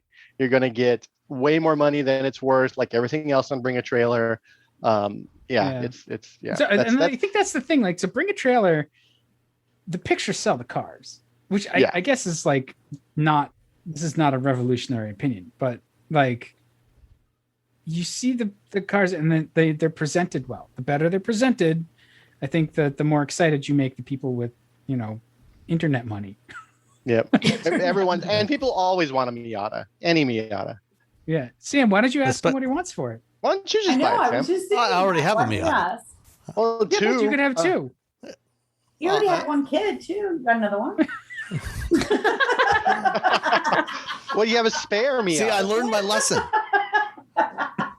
Look, the That's Miatas are probably going to be like a a lot true less single troublesome than person. children. That's true. You could not be more true. Oh my about that. God, yes. Way more reliable.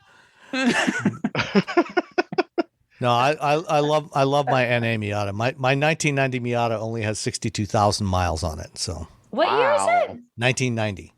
Oh my That's the God. first year. Yeah, First year. very first year. It was built in October of '89. It's it's a very early car. Serial number is like 23,000. Good gravy. Yeah. I've So you never should bought buy- a car that I haven't driven to death by the time I got rid of it. So Why don't you buy this car, Sam? Because clearly you're not driving the other one. This is the one you should buy. This is your driver. This is your daily driver, and the other one's like your show car. Well, our answer is don't put it on anything. Just reach out to Sam. No, Yeah, any Miata wait, sales. wait. hit up We're Sam. missing an opportunity here. Wheel bearings classifieds. there we go. List your car. Oh, yeah, list your car with us. It'll be the first one. Yeah. Where are you at? My middle name is Nuisance. I don't know if I want to meet someone named my middle name is Nuisance to take photos.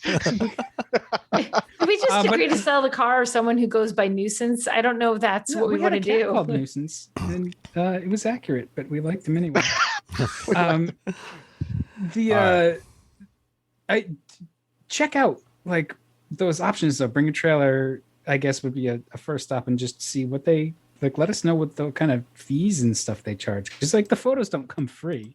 So Yeah, I want to know what he does when you decide nuisance. Tell us what you did. I 'Cause say I'm let curious. us know. Like I'm a listener now. You guys are doing fine.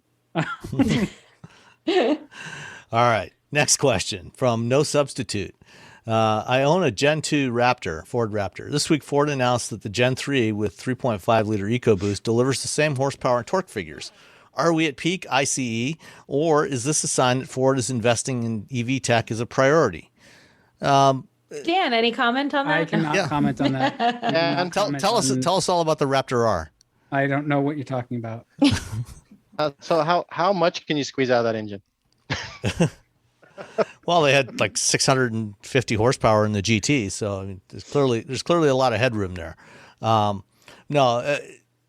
think we are approaching peak ICE, but Ford has said that that the Gen 3 there is going to be a Raptor R version of that, and there will be there is speculation that Raptor R will use the supercharged 5.2 liter V8 from the GT500, the Shelby GT500, which in the Mustang makes 760 horsepower.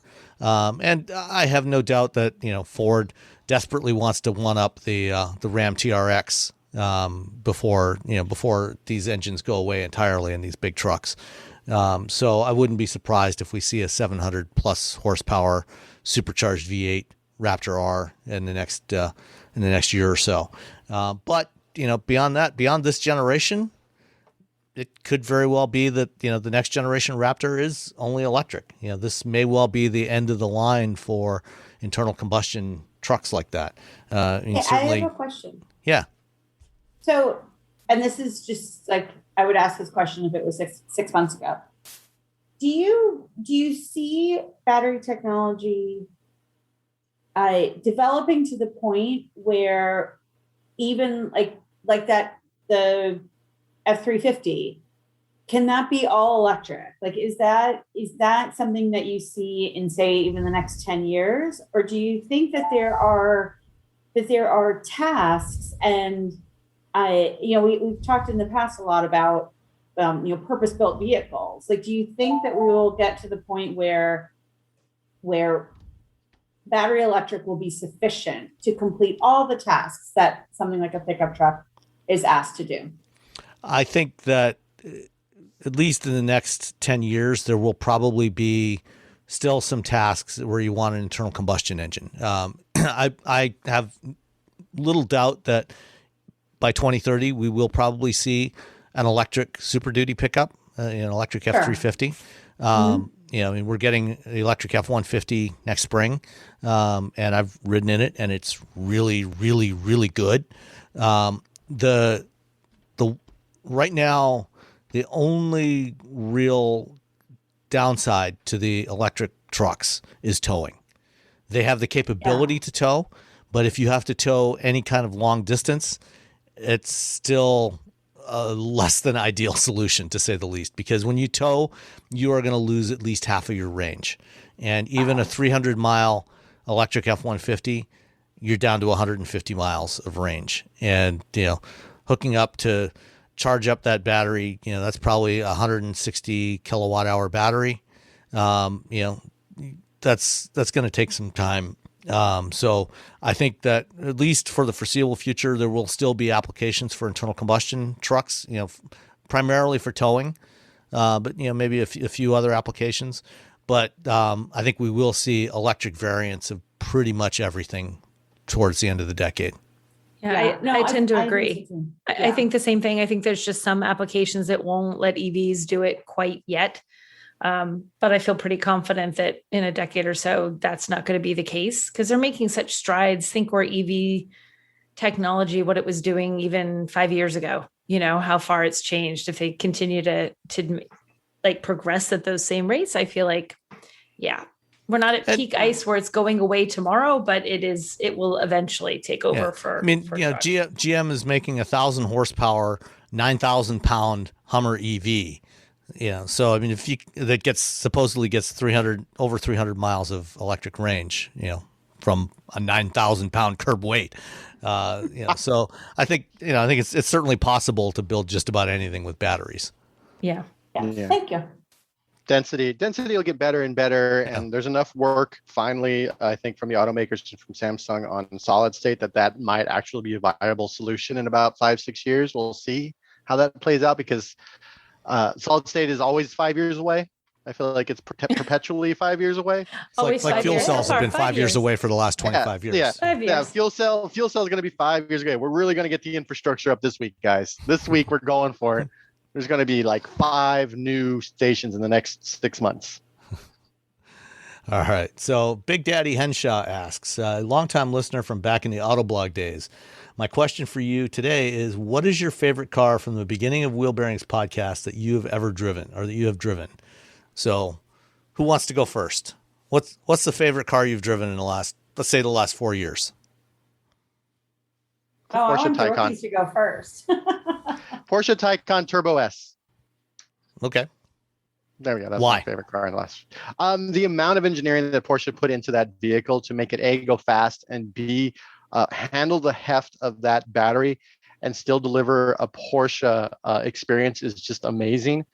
And it's an EV, and you can drag your friends around, and you can do 0 to 60 runs again and again and again and again, which is it's just outstanding. And it's comfortable. It's just it's a really fun car to drive, and it's typically I don't have a favorite car, but it's after I drove that, someone asked me, "What's your favorite car?" And then I didn't even think, and that was the car that I mentioned.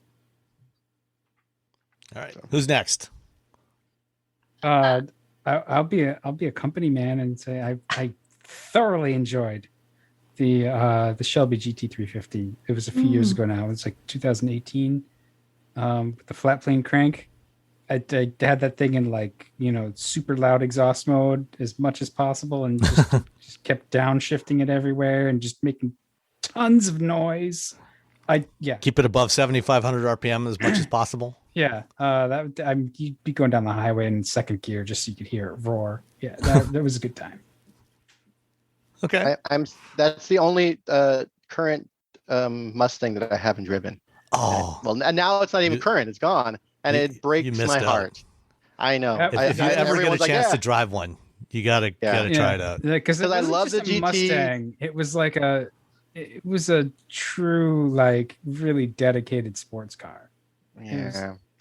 You'll find one. I like the 500. I like the GT. I like the GT Bullet. And I was like, I feel like the sweet spot is that 350. And then they're like, we're not making it anymore. They got the Mach 1 coming. So it's not the same, but it'll be a good time. All right. Who's next? Rebecca? Nicole? I think Rebecca. I mean, it's a little predictable and it's very exotic. I do enjoy my Aston Martin DB11s. Fair enough. But on a more practical standpoint, the Honda Civic Type R that I had a number of months ago now, I think I had it last fall, actually. I think one of the reasons that I loved that car so much is, first of all, it's a manual transmission. And that immediately takes you to the time when your responsibility is to drive the car, which is very different than, when you have a lot of ADAS or when you have, an automatic. But you have to attend. The car is very demanding when it's a manual transmission. And so that sort of singular of purpose is not something that we enjoy very much in our multitasking world. And so I think I really loved getting back to the roots and getting back to driving. And so I just, and the same, I think I had similar feelings in the did I have the Miata? The Miata was a manual as well. And it's that same, any manual will do that for you. And I love that. I love that sort of, that sense of responsibility that you can't attend to your phone now. You can't do anything because you are busy driving the car. And I love that. Okay, I almost said the Aston Martin. I was kind of with you on that, Rebecca. And I'm like, nah, because like 5 people on the planet can afford one of those, but something that's a little more attainable.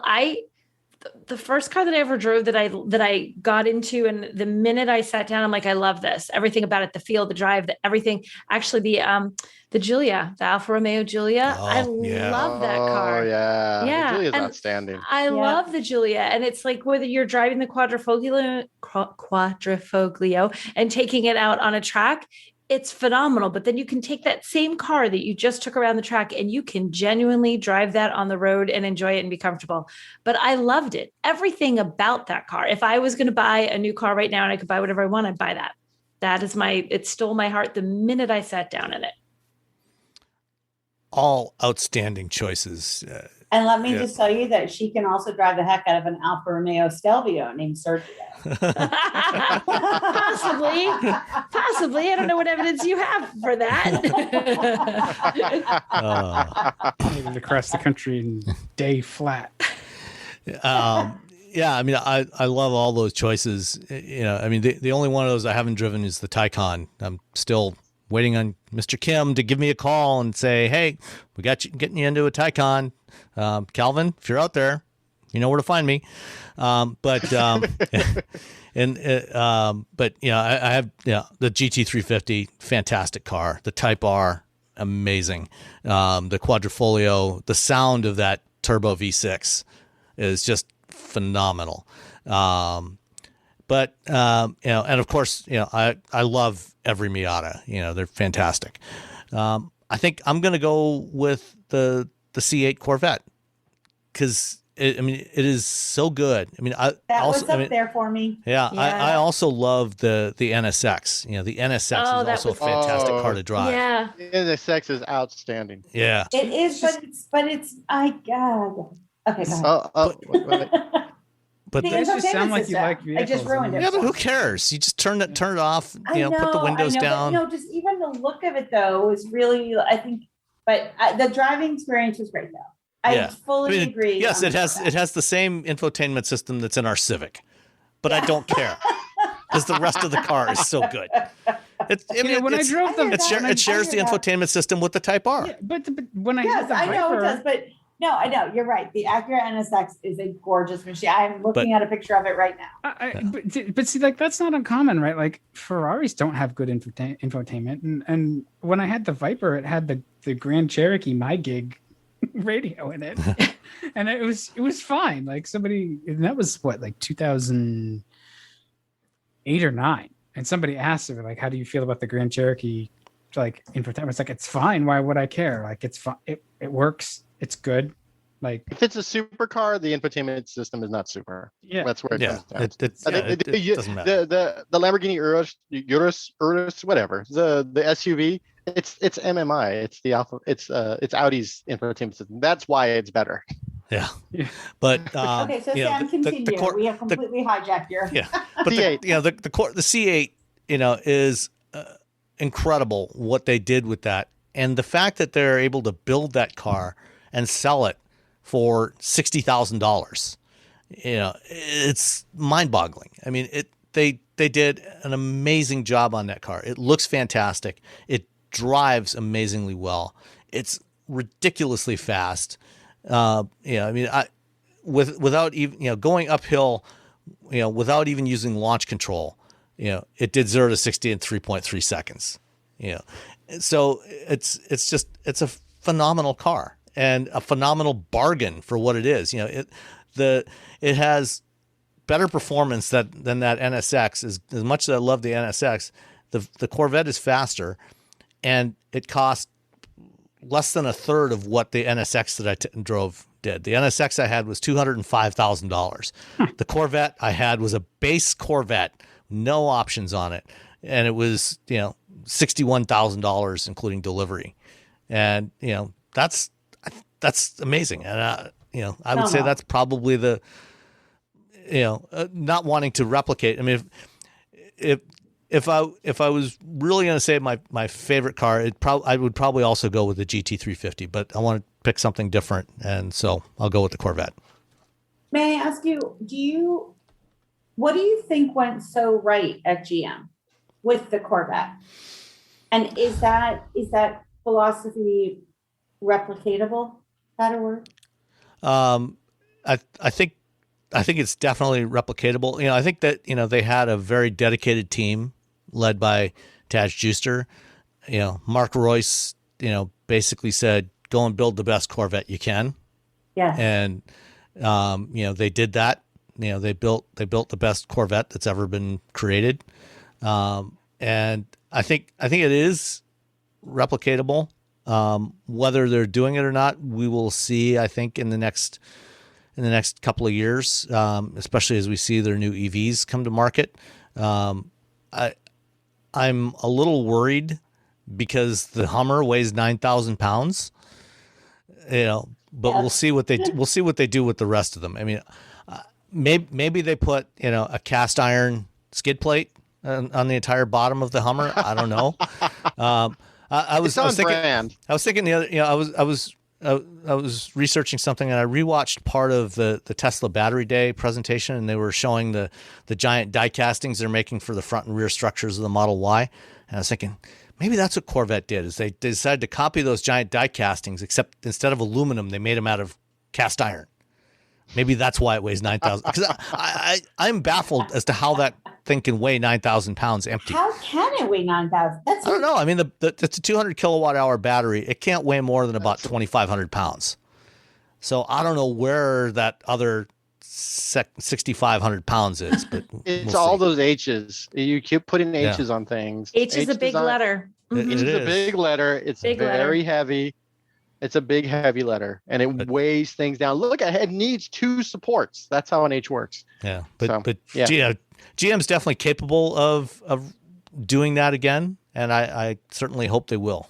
So I think they can duplicate, but I think the Corvette was a unique situation because it's such an iconic car for them. They can't mess that up. Like, it would have been terrible to mess that one up. And I think they were given a lot of support to developing that probably wouldn't go into just any car. yeah, I know. I just want them to be able to repeat that.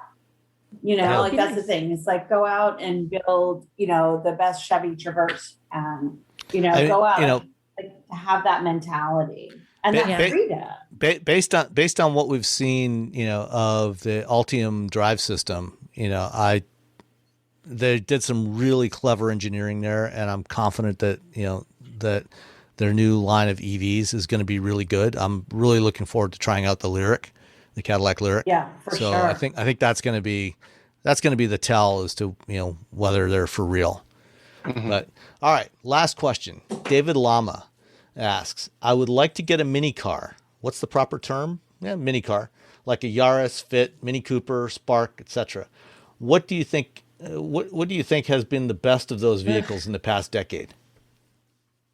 Best mini car of the past decade. I love the Fit because you can put so much stuff in the Fit. I'm in a bunch of bands, and I've had 2 bandmates who've had a Fit, and we have shoved entire drum sets in there. We have shoved giant bass amps in there. Bass amps, big, it's the big amps. Stand-up amps. Yeah. So we've shoved amps in there.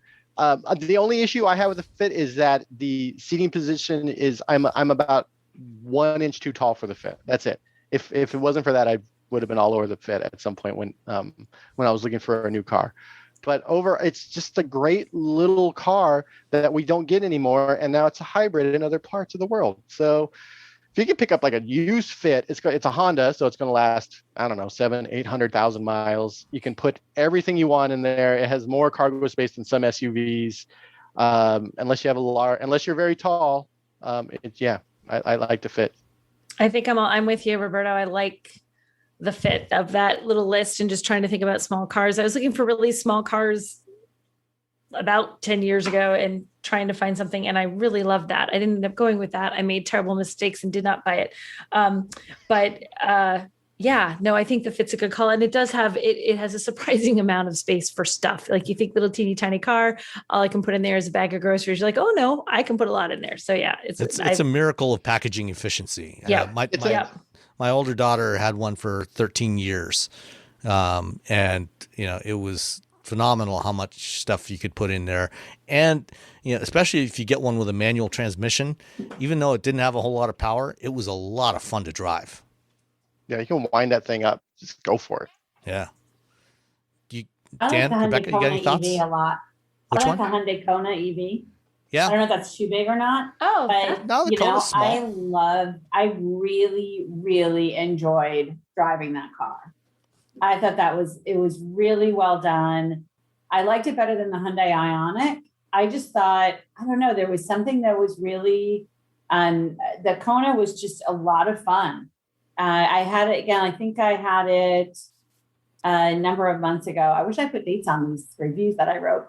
But I just, I thought it was a really, really good vehicle, and I really liked the size of it, and we could fit a lot of stuff, and, definitely room for 5 and good storage and stuff. So that would be my vote. I do love the Kona EV. I don't know if I'd say there's room for 5. The back seat is kind of tight. But other than that, everything else I totally agree with. It's a great car. Yeah, I'm just surprised you guys didn't. None of you picked up the Mazda 2, which is surprising given your track record. That's all. Yeah, I'm not going to weigh in with an opinion. I'm just saying, like, what I half expected you guys to talk about the Mazda 2. No, the two was a great car as well. But I think the Fit was better, just because for a small car, you can do so much with it. It was really an impressive car. Now, minis are also a lot of fun to drive, or at least they were. Maybe not quite so much with the latest generation, but traditionally they've been a lot of fun to drive, but they're expensive, and they have had reliability issues at various times. So I did look adorable on the side of the road in my Mini. As your transmission was shaking itself apart, you were just like, look how cute I look. Look how cute I am. Super cute. The last Toyota Yaris IA, which was also a Mazda 2, that was also a really, really good car. It was a Mazda at heart with just a less attractive fascia on it. But it was a lot of fun to drive. It had, all the things we appreciate about Mazdas. I think if you're looking for something a little sporty that's small, but maybe not like a Mini, a Golf GTI. if you want Yeah. to step up a little. Yes. Yeah. Too big. Mm. That's Yeah, I feel like it's a little bit too big Yeah. compared to the other cars. But if you're like, I really want performance, and you're fine going up just a scooch, the GTI is sort of the last fun hot hatch you can get out there. I mean, if you want Very something true. used Get it. with that kind of performance, you can get yourself a Fiesta ST. Yeah, that's what I was just gonna say. It was a Fiesta ST. I mean, Who this makes is that? a good time. Is Fiesta made by what? BMW? Who makes that car? Yeah, I think Yeah. it's those guys. Yeah, sounds about right. Yeah. Look, all I have to say is lift, throttle, oversteer. All right, if the car rotates when you take your foot off the pedal, it's a super good time. Yeah, and it doesn't have as much torque steer as a Focus ST. So Dun dun dun. yeah. All I right. kind of want to make. I'm sorry. I kind of want to make a little like platform for the Mini Cooper SE, the electric Mini Cooper. Yeah. It doesn't have a lot of range, but I feel like because it's an EV, you're not going to have the weird transmission issues you will have with a Mini Cooper. I like the Mini Cooper SE. It's probably my favorite Mini Cooper right now. It's like when I drove the 500 E. It was like, well, this is the best Fiat. I think the Mini Cooper SE is probably the best. I love how much of a craft it is just to balance the wheels on that car because of the way the design of the center cap is. Mhm. Like there's a counterweight you have to put on there to balance it when it's something like that. I just loved how much thought had to be put into that for that off-center design.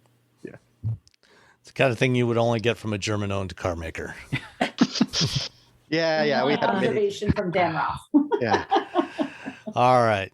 Well, that's all we've got for this week. I want to really thank Rebecca and Dan for joining us for this episode 200. It was so great to have you guys back and see you and talk to you again. Thank you so much. Yeah, you guys are doing a great job. So carry on. It's entertaining to listen to even as I'm no longer participating. I don't know. And it was good to see you, Rebecca. Likewise, it's nice to emerge from the dark side. And you guys, the listeners can't see the video because we don't publish the video. But Rebecca is dressed in black, but it looks like she's in a white room because she's got the background blur turned on, and it's almost all entirely white behind her. So it's kind of the Johnny Ive look. It's actually more because my apartment isn't really, fully decorated yet more than anything. It's not anything secret back there. But it is very different than the treehouse. Yeah, there's no boulder sure. behind you. Yeah, no I know, rocks. there's no rock. Yeah, it's very different. Yeah. All right. Anything exciting going on with you guys this week before we say goodbye? Just hanging on for dear life. Yeah, hanging on for dear life. All right. Yeah. Awesome. On that note, Oh my gosh. thank you, everybody, and we'll talk to you next week. Bye. Bye. Bye.